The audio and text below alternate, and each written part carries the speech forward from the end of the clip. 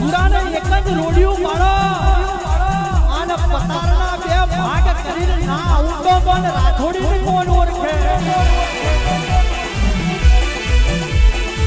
અને પાછલી રાતે તો વેરીઓને ધ્યાના ના કટકા કર્યું તો મન સુરા બાંધીને કોણ